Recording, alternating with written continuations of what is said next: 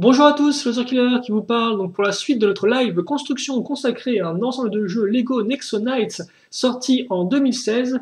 Il s'agit de la référence 10316, donc qui est ceci. Dans la partie 1 et 2, on a construit donc bien ça, dans la partie 1, et dans la partie 2, on a construit bien un truc qui est ici en fait et qui ressemble à cela. Voilà. Et donc, trêve de bavardage, il est temps donc d'enchaîner directement avec le sachet numéro 3, mais avant ça, effectivement, si le sachet numéro 2, lui, commençait directement avec de la construction pure et dure, eh bien ce ne sera pas vraiment le cas du sachet numéro 3 qui commence de façon beaucoup plus traditionnelle avec des figurines, ou plutôt une figurine. Et vous allez vous rendre compte qu'effectivement, il s'agit un peu de la deuxième et dernière figurine, parce que oui, si je ne dis pas de bêtises, il n'y a véritablement que 2 figurines dans ce modèle-là, ce qui est un peu bizarre, même s'il y a en tout 4 personnages. Alors 4 personnages, vous me dites, ouais, ok, d'accord. Il y a Lance pour l'instant, il y a aussi le monstre, donc Sparks. Vous doutez bien aussi qu'avec un nom pareil, eh bien, on a Gestro dans son véhicule. Et donc c'est d'ailleurs par lui qu'on commence tout de suite. Le grand méchant.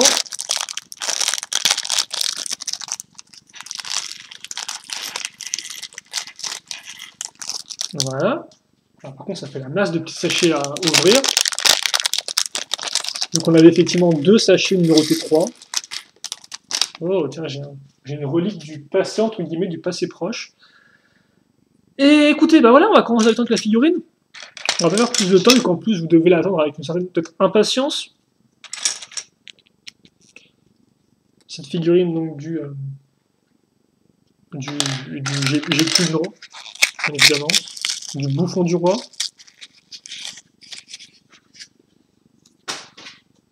Alors il vient avec une cape, donc ce qui fait qu'effectivement, tout d'abord, je pense que je vais pouvoir vous montrer la figurine telle qu'elle, sans artifice.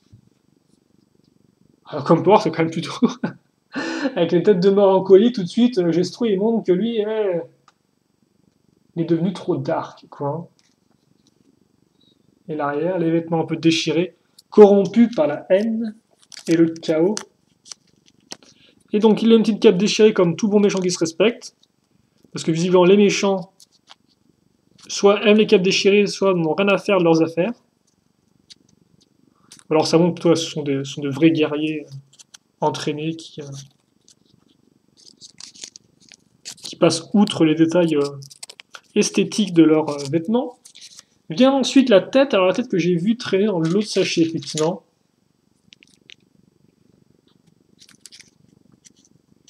Donc avec Gestro qui est assez flippant, comme là vous pouvez bien voir en plus. Hein. Et là Gestro qui est un peu moins flippant, car comme je l'ai dit, effectivement, même s'il est méchant, il reste quand même un peu neuneux, entre guillemets. Enfin, tout le monde, au fond de lui, ça reste un peu un bon gars, je pense.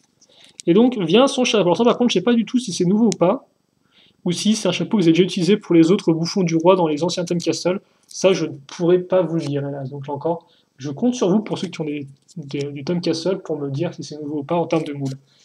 Donc il a ça, et en termes d'armes, eh bien, on va retrouver en effet cette pièce-là, utilisée pour les Ninjago en 2016, il ne me semble pas qu'elle était apparue auparavant.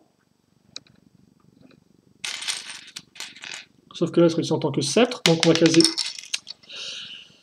C'est embêtant, ça. Voilà, on va mettre ça ici. Puis, alors, attendez, parce que on aura une pièce rouge trans, et ensuite on aura des pointes. Alors j'ai des pointes blanches, j'ai des pointes... Oui, il me faut une pointe noire et rouge. Alors c'est dingue, ça, elles sont où ces pointes? Elles sont là-dedans? Alors elles sont là-dedans, je les ai pas vues. Alors attendez, j'ai des pointes noires. Attention, victoire, victoire, j'ai trouvé une pointe noire. Maintenant, il m'en faut une rouge. Dit-il d'un ton étrange. Voilà, donc il reprend un peu le motif de son chapeau qui est en... Oui, voilà, donc c'est plutôt classique, hein, merci. Donc oui, pas de pièces spécifiques ni rien, comme on peut voir. Un peu moins classe que le sceptre, je trouve. Alors, effectivement, si on parle de méchant avec un sceptre, ça me rappelle que le méchant de Ultra Jones, bon, forcément, là, un peu rien à voir dans le type de thème. Mais Ultra Jones avait aussi le méchant, Antimatière, si je dis pas de bêtises, avait aussi un set qui était quand même un peu plus cool que celui-là, je trouve. Bref, maintenant, par contre, on va créer un autre personnage, effectivement, qui est important, mais qui n'est pas une figurine, c'est le fameux livre des monstres. Alors, on a vu plusieurs livres jusqu'à présent, dans différents styles, on a vu 2 ou 3 livres différents. Je crois qu'on... Je sais plus, tiens. Je dirais bien 2, mais je pense que c'est plus 3. Et donc, ce livre des monstres est un peu différent, car lui n'est pas transparent, il est juste bien relié, tout marron comme il faut, vieille peau de bête dessus. Alors, par contre, attendez, parce que j'ai la partie supérieure du livre. Là, il faut la partie quatrième de couverture. Donc, comme je vous l'ai dit, entière marron.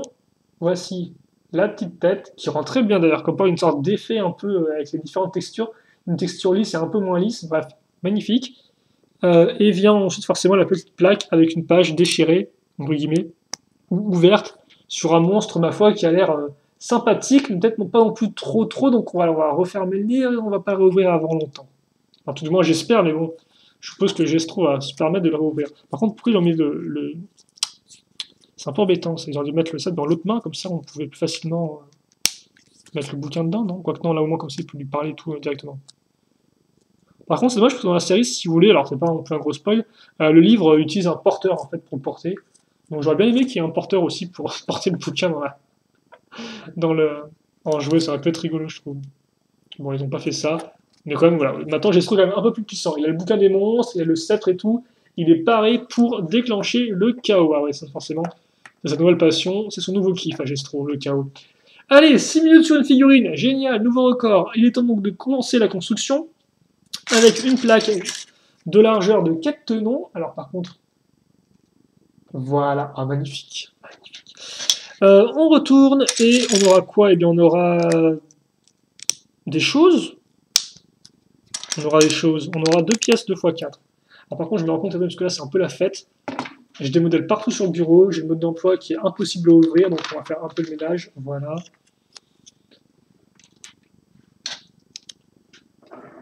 Comme ceci, merci. Aux extrémités, de 1x4, d'ailleurs je me rends compte qu'on a quand même pas mal de pièces là. Une fois qu'elles sont toutes bien éparpillées comme ça vous fait prendre conscience un peu du volume. Alors attendez, parce que...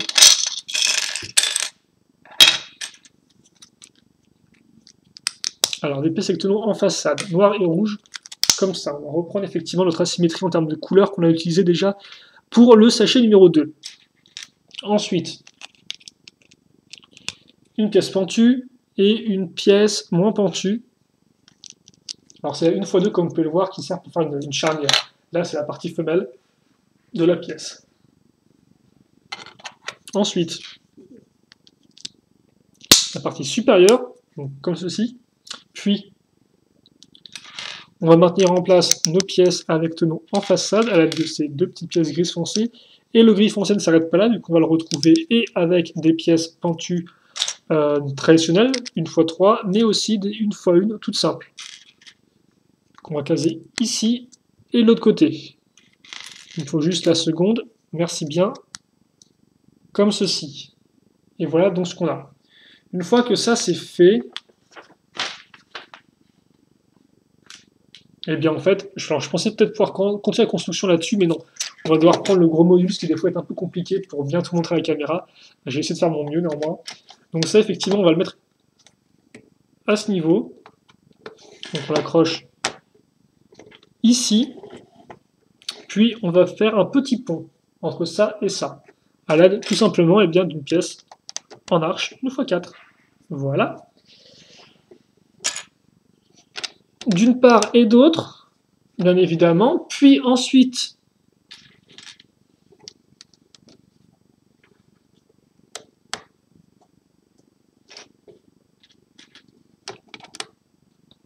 pièce noire,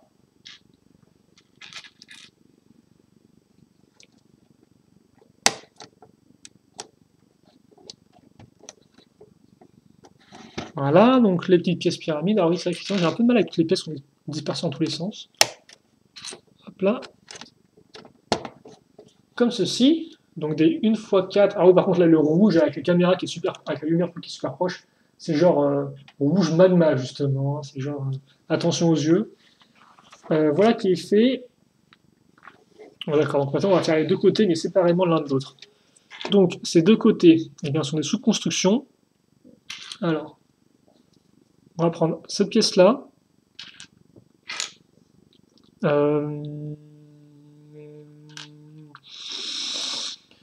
Attendez, parce que là, je cherche une pièce. C'est une 1x2. Peut-être que chez vous, vous pouvez m'aider. Génial, voilà, 1x2 avec accroche à clip. On la met ici. Ensuite, la petite pièce 1x1. Donc ça va, je suppose, faire office de mâchoire un peu supérieure. D'après ce que j'en comprends. Et n'oublions pas,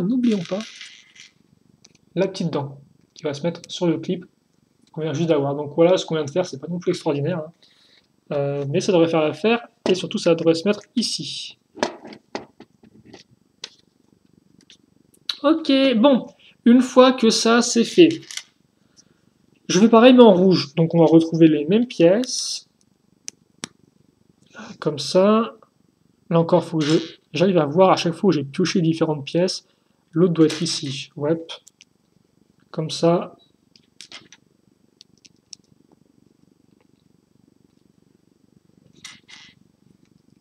Et comme ça. Et hop là, on va l'accrocher là. D'accord, donc voilà ce qu'on a pour l'instant. Il est possible quand même qu'on ait aussi autre chose à ce niveau-là pour recouvrir un peu. Ouais, mais en attendant, on va mettre de côté pour l'instant. Et on va commencer une construction sur une autre grosse plaque, donc celle-ci. Qu'on va retourner tout d'abord. Et où on va à nouveau utiliser des pièces 2x4 qu'on va mettre en dessous. Donc ici et là. On retourne. Noir, rouge, marron ensuite, avec des 2x1, toutes simples, qu'on va mettre ici et là, comme ceci.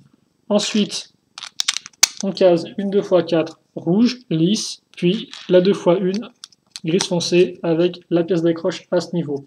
Puis ensuite, on va prendre cette pièce-là. Donc là encore, pièce assez vieille, mais qu'on retrouve toujours, enfin, toutes les années, elle est là. Elle est au beau fixe, en fait, elle se tient bien. Hein, voilà, on lui dit coucou, et on accroche dessus cette pièce-là avec un trou circulaire.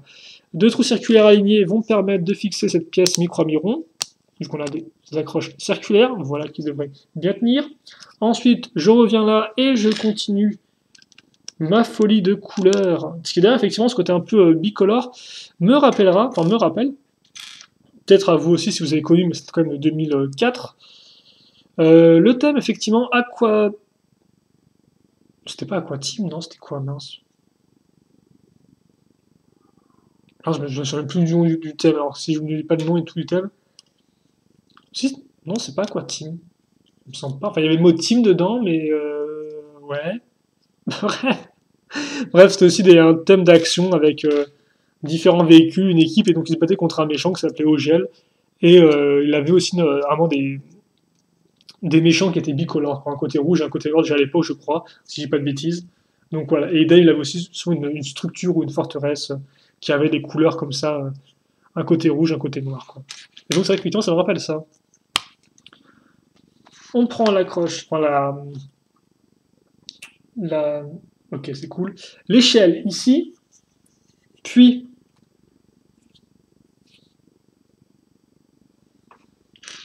cette pièce-là. Une fois une avec un trou circulaire, d'ailleurs on va avoir la tonne de pièces comme ça visiblement. Il y en a au moins 6 ou 8 là, je vois, qui sont alignés. Je mets ça comme ça, et puis ensuite de l'autre côté par contre, je vais caser là 1x2 noir. Donc comme ceci. Et ça, ok d'accord, je vais mettre à ce niveau-là. Vous doutez bien que de l'autre côté,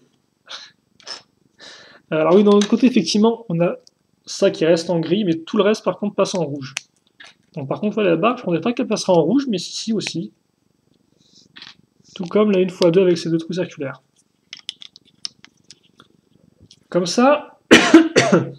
Et donc, une fois que ça c'est fait, on va le raccrocher cette fois-ci à l'intérieur. Souvenez-vous, on a cette espèce de partie un peu en creux. Eh bien, ça tombe bien. Parce qu'on a pile poil ces pièces-là qui vont venir se mettre à l'intérieur. Non? Ah non, pas du tout en fait. Rien à voir. Bon bah écoutez, je me tais. Enfin si, elles vont plus ou moins se mettre en place, oui aussi, mais bon. C'est pas comme ce que je pensais, quoi. Bref. On met ça ici, donc comme on peut voir, ça ressort d'un côté ici, enfin d'un tenon à ce niveau-là, et donc on met ça là. Ce qui est plutôt cool, je trouve, parce qu'au moins on a une sorte d'impression qu'on peut naviguer dans le véhicule. On a vraiment une sorte de structure et tout avec différents passages. Ça, c'est plutôt bien fait, ça amène entre guillemets une sorte de contexte ou de réalisme à l'ensemble, de crédibilité, devrais-je dire, de crédibilité. Peut-être pas réaliste, du coup, voilà, mais c'est un véhicule qui est entre guillemets crédible. Bon, on met ça, donc des petites pièces là pour maintenir justement notre plaque au reste de la structure. Et sur les côtés, là-dessus, on va caser ces pièces-là.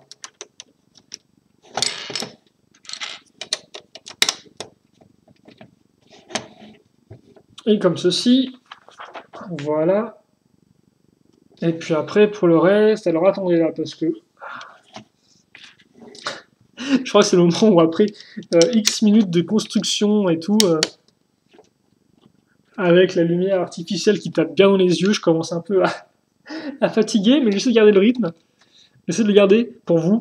Donc deux pièces pentues, comme vous pouvez le voir, une x2 et une 2x2, mais qui est en angle, et donc ça, on va le faire aussi de l'autre côté, hein, voilà. Pas de jaloux. Dans la forteresse mobile de Gestro. Enfin non, plutôt son... Il faut vraiment que je trouve le nom, mais là j'ai un autre... J'ai un modèle qui est posé en fait, si vous voulez, sur l'endroit où j'ai les noms, donc c'est un peu galère pour voir. En tout cas, pour l'instant, effectivement, on commence vraiment à voir le rouge et notre construction de rouge et noir et tout qui commence vraiment à prendre forme. Ça, c'est intéressant par contre. C'est que, effectivement, quand on construit au fur et à mesure, on s'en rend pas vraiment compte. Et bon, voilà, noir, rouge, et à la fin, ça peut être un peu embêtant, quoi. Un peu rébarbatif. Mais au final, c'est quand on sera fini qu'on pourra vraiment eh bien, voir l'impact, entre guillemets, de cette décision de faire un schéma de couleur bicolore et sur toute la continuité du véhicule. Donc on peut avoir des briques avec des trous. Quoi de neuf, j'ai envie de dire. Hop là, et une pièce noire qu'on s'attend à nouveau à retrouver en rouge. Donc effectivement, cette partie-là va venir se mettre à la droite du véhicule. Et elle va venir se mettre effectivement ici, en fait, dans l'angle qu'on est vraiment en train de concevoir, là, comme on peut remarquer. Et donc ça, voilà, hein, j'enfonce. Ah, vous savez quoi? On va faire pas de l'autre côté, tiens. Génial. Bon, par contre, je fais ça et après, je pense qu'on pourra tout du moins rajouter un livre, une hauteur, tout du moins, parce que on commence déjà à être un peu à l'étroit, là. Là, une fois une circulaire, là, une fois deux, enfin pas circulaire plutôt, avec un trou circulaire.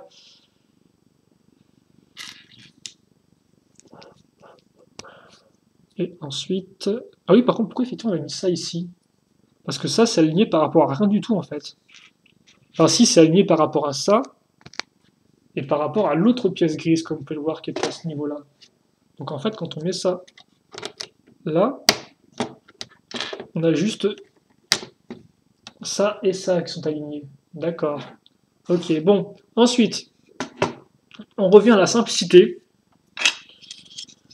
On peut apprendre cette pièce-là qu'on a déjà vue ensemble avec la bibliothèque de Merlac, donc avec l'ouverture et tout. Là encore, je sais toujours pas si c'est une pièce qui a été créée pour Nexonize ou si c'était déjà une pièce qui existait auparavant pour faire une structure de chevalier. Ou vous allez dire, ça semble peut-être un peu trop carré pour les chevaliers, mais je sais pas. Après tout, je sais pas. Ça dépend si vous la faites en grise, si vous mettez des autocollants en pierre dessus, enfin, rocher dessus. Je sais pas. Par contre, ce que je sais, c'est qu'on va avoir des pièces marron qu'on va apposer sur notre grosse pièce, comme ceci à l'intérieur, pour ceux qui se demandent à quoi ça ressemble à l'intérieur. Bah tiens, on va retrouver la sœur à la pièce qu'on a placée tout à l'heure. On va caser deux petites pièces ici qui vont là encore nous permettre d'avoir des accroches qu'on peut en fait cruciformes, ce qui va bien être pratique car en effet de base cette pièce-là n'a pas d'accroche cruciforme mais des accroches circulaires et donc ceci va nous permettre de maintenir en place cette pièce-là. Voilà, qu'on va enfoncer comme ceci. Jusqu'au bout, c'est ça? Oui, jusqu'au bout. Puis, ça, je vais le mettre ici, comme vous pouvez le voir. Donc ça rend plutôt bien, parce que ça c'est presque aligné ensemble. Et ensuite, bah tiens, un peu de marron, enfin un peu de, oui, de gris foncé plutôt, qui n'est pas juste utilisé pour faire des pièces de maintien, entre guillemets. On va retrouver, alors ça aussi par contre, l'usage intensif des petites pièces comme ça circulaires me fait dire qu'il y aura vraiment plein d'endroits où on va vraiment renforcer les pièces entre elles. Ou que tout du moins tout ça concourt à avoir une construction qui est solide. Et donc en parlant de solidité, eh bien déjà on va avoir droit à... Alors toi tu peux te pousser s'il te plaît. Merci. On va avoir droit à un troisième livre. Voilà, comme ceci. Hop là. Peut-être un peu lever ça ou pas. On va peut-être rester dans le rouge saignant. Et donc par contre, c'est moi j'ai oublié un truc. J'ai dû oublier un truc en effet. Parce que je me rends compte qu'il y a des pièces ici que j'ai pas mises moi. Oh d'accord, en fait c'était juste un oubli de ma part. Il faut prendre ces deux pièces là, 2 x 2 avec les tenons en avant et les caser ici et là.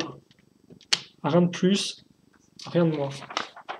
Et donc une fois qu'on a ça, effectivement, on va le mettre entre les deux pièces. Alors par contre, ce serait gentil de filmer ça, et ce serait gentil de faire une mise au point sur ce qu'il y a derrière, voilà, comme ça. Attention quand je l'enfonce, parce que des fois, ça... Oh, alors comme on part déjà, ça j'ai l'impression que c'est plus ou moins aligné. Ah non, quoi que non, c'est pas vraiment aligné à la même... J'espère que là encore, j'ai pas fait de bêtises. Et que c'était pas censé être genre super aligné. Mais visiblement, non, c'est bien comme ça, donc on verra bien. Et par contre, ce qui est aligné, c'est effectivement les trous qu'on a ici avec la petite pièce une fois une. Et donc justement, en parlant de ces trous-là, eh bien, il est temps de trouver les barres qui vont avec. Alors, j'ai la noire et j'ai la rouge. Génial. Et là, par contre, petit extra. Parce que cette fois-ci, on va pas se contenter juste de mettre les pièces comme ça. Alors, on va quand même un peu s'en contenter. Néanmoins, on va tout de même rajouter les pièces à clip, comme ceci. Ok, ensuite, c'est pas fini. C'est pas fini, un peu de nerfs. Donc, première chose qu'on va faire déjà, la plus grosse pièce de l'étape 76, c'est prendre cette pièce-là, mettre un sticker dessus d'une sorte de mâchoire enflammée et la positionner à ce niveau. Ensuite, le reste, c'est de la déco. Donc peut-être pas DNCO sur M6, mais ça reste comme la décoration. Vu qu'on va prendre de là une fois une, comme ceci. Génial, trop cool. Puis,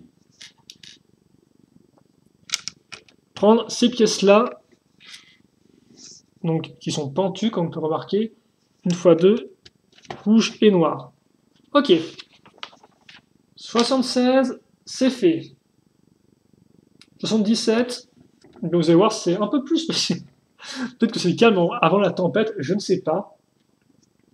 En attendant, le rythme ralentit un peu, je trouve. Car 77, on va simplement accrocher sur notre petite pièce en forme de cône. Je ne sais pas si vous pouvez bien la voir. Tiens, vous voulez faire un voilà, focus extrême, comme ceci. Est-ce que vous pouvez faire un focus moins extrême, mais qui focus quand même sur l'arrière du véhicule? Voilà. Et donc ça, on le met à ce niveau-là, tout simplement. Puis, on n'est pas dans Ninjago Skybound avec les pirates. Néanmoins, on a quand même un coffre au trésor. Alors par contre, le trésor, faut le dire vite, hein. Il y a 2 pièces dorées, quoi, dedans. Je sais pas, ça fait un peu négrelé, quoi. Est-ce qu'ils ont pas pu mettre un truc plus important dedans, ou genre un truc un peu informatique et tout, pour faire genre certains thèmes, non, juste 2 pièces dorées, quoi. Je sais pas trop. Est-ce que c'est un piège ou qu'on sort une sorte de bouche sur autocollant derrière? Je ne sais pas. En tout cas, voilà. Et forcément, comme c'est juste accroché sur 2 tenons, vous pouvez facilement l'enlever et le remettre. En tout cas, vous avez un coffre-fort avec 2 pièces dedans. Donc bon, peut-être que c'est le piège ultime, quoi. Genre, ceux qui veulent, qui sont trop curieux et tout, ils chopent le coffre-fort, mais juste pour 2 pièces au final, et au final, après, ils sont mangés par le monstre. C'est peut-être une espèce de grande leçon de vie au final auquel nous avons affaire dans ce set Nexo Knights. Peut-être, hein, je dis bien peut-être, je n'affirme rien. En attendant, et par contre, c'est ce qui va me faire très plaisir, c'est rapprocher toutes les pièces ensemble, histoire de bien y perdre, vu qu'en plus, il n'y a surtout que des petites pièces. Mais, alors, et par contre, non, on est bien, en fait, on est même plutôt très bien, ouais, j'ai rapproché un peu la lumière. Donc ça, qu'on construit là, c'est bien. On va caser entre les deux une pièce en T.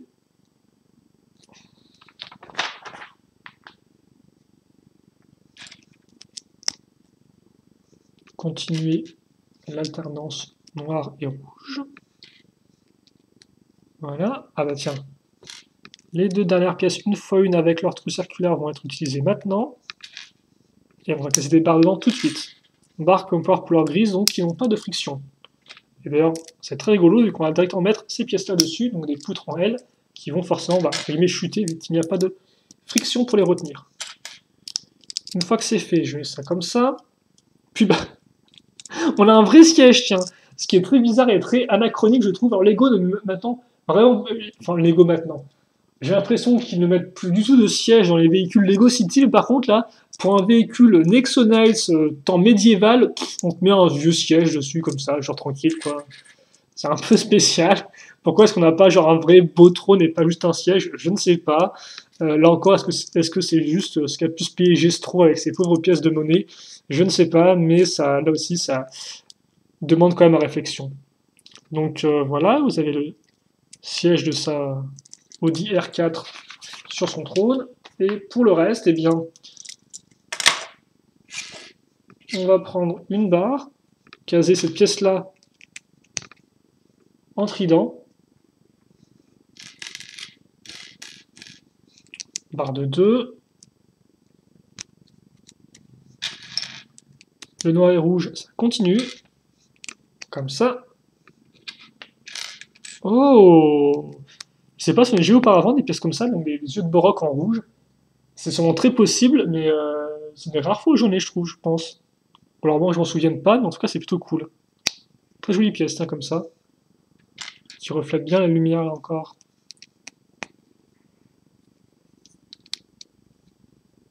Hop là, ici.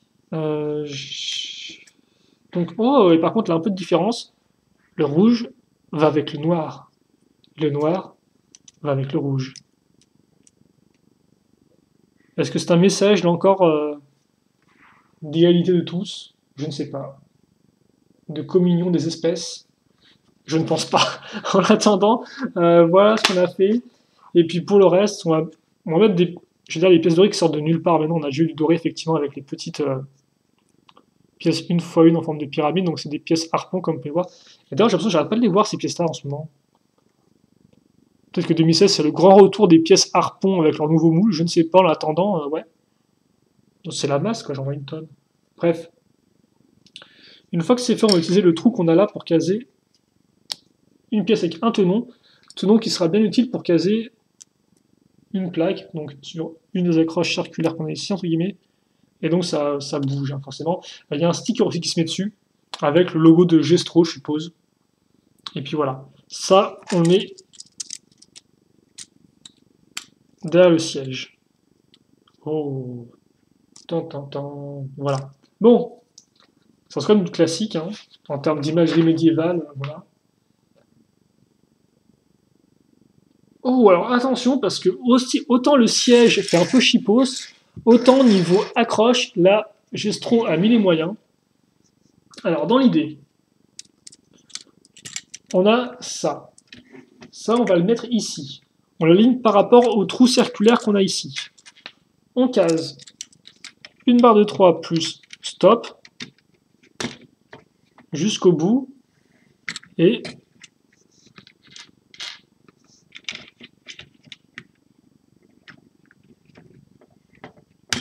ça, je le mets comme ça. Et ensuite, effectivement, comme là, comme j'ai une accroche circulaire, eh bien, en fait, l'accroche circulaire, je vais la mettre là-dedans, dans la barre. Je me demande si c'est pas un peu trop compliqué pour son propre bien, mais après quelque chose me dit en fait que ça peut aussi être utilisé pour jouer peut-être, histoire de faire tomber le trône comme ça, de faire tomber Gestro si le truc est attaqué. C'est sûrement aussi l'idée, je pense, peut-être, à moins pas du tout, mais je pense quand même que c'est un peu le concept. Enfin, En tout cas, je trouve ça assez intéressant, je vais vous avouer. Oh, d'accord. Alors en fait, visiblement, on a le choix. Soit on l'accroche comme ça, soit on l'accroche comme ça. Donc est-ce que ça, en fait, c'est le mode attaque du véhicule? Alors comme pas, là, forcément, il tient un peu moins bien, il tient juste ce qu'il faut. Alors en fait, ouais, c'est peut-être pour protéger Gestro, en fait. Gestro, après, peut se protéger, peut se planquer, effectivement, derrière son truc et regarder par la fenêtre, en fait. Genre blindage, sécurité. Eh, c'est encore mieux que ce que je pensais, tiens. Ce serait rigolo, en tout cas, je trouve. C'est très particulier comme mécanisme. Genre, on va mettre un mécanisme où le méchant, il peut en fait se planquer derrière un truc. D'accord, pourquoi pas. Enfin, bon, on dit comme ça, forcément, c'est un peu réduire le concept, mais non, c'est rigolo comme tout, je trouve. Enfin, c'est vraiment peu attendu, tiens. Peu commun. Mini construction, je pense que ce sera peut-être la dernière pour ce sachet-là. Avec une 2x2, on va enchaîner avec des 1x1 et une accroche. Donc, comme ça.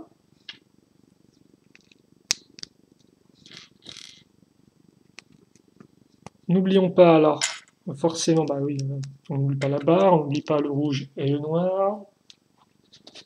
Alors par contre, on n'oublie pas non plus de caser des 1x1 visiblement en dessous là.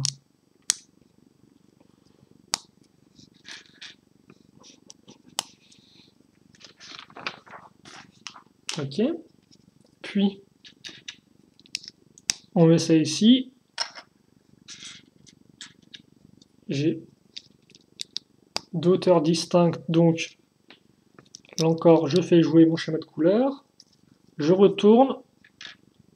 Sur mes pièces là, en fait, j'ai casé ces griffes, donc transparentes orange.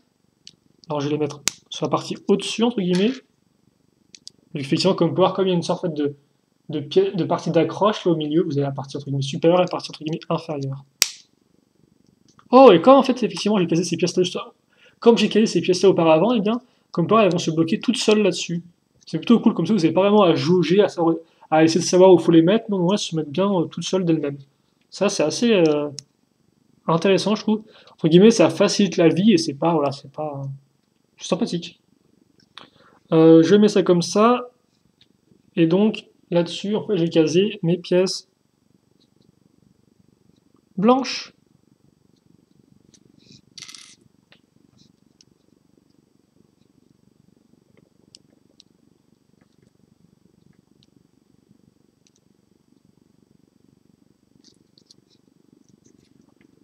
Ok. Puis, alors, je prends mon emblème noir, donc c'est ce que vous disiez un peu en début de vidéo quand je parlais des pouvoirs Nexo. Certains viennent déjà imprimés avec effectivement un vrai Nexo pouvoir, et d'autres viennent comme ça, normal, sur lesquels effectivement vous mettez un sticker, mais ce ne sont pas des pouvoirs Nexo, c'est juste une pièce de décoration. Et donc là, effectivement, il y a un sticker qui se met dessus, avec une sorte de bouclier, avec là encore le côté noir et rouge continu. Ça, on va le mettre, eh bien, ici, parce que j'attendais depuis 15 plombes qu'on casse quelque chose à ce niveau-là pour, entre guillemets, fermer l'avant du véhicule. Et bien voilà qui est fait. Alors ça se met comme ça, c'est ça? Oh, et ça rend plutôt bien,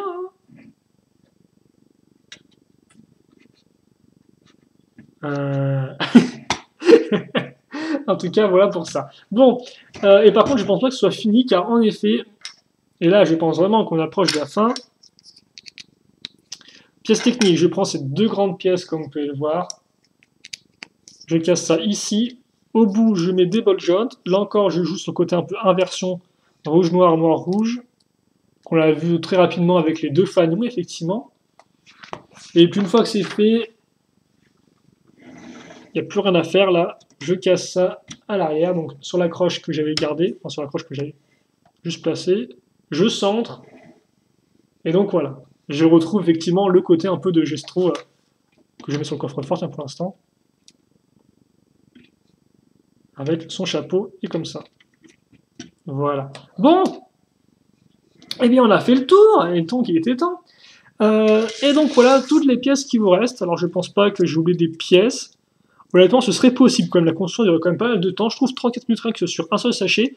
Donc oui, on a vraiment fait plein de trucs hein, au final. Enfin plein de trucs. Je sais pas trop, ça j'ai l'impression d'avoir peut-être été un peu trop lent par rapport à ce que j'ai fait au final. Parce que quand j'y regarde bien, c'est vrai qu'on a. J'ai l'impression qu'on a plus bâti, genre vraiment bâti, dans dans le sachet d'avant, où au final, en un sachet, on a claqué genre tout ça d'un coup, quoi.